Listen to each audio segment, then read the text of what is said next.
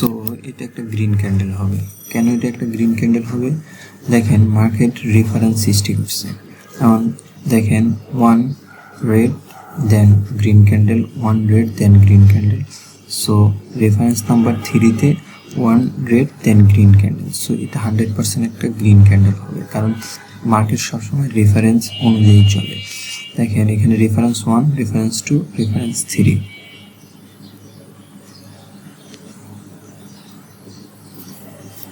যার কারণে আমি এটা আপের জন্য নিয়েছি। সিঙ্গেল ক্যান্ডেল রেফারেন্স এটা।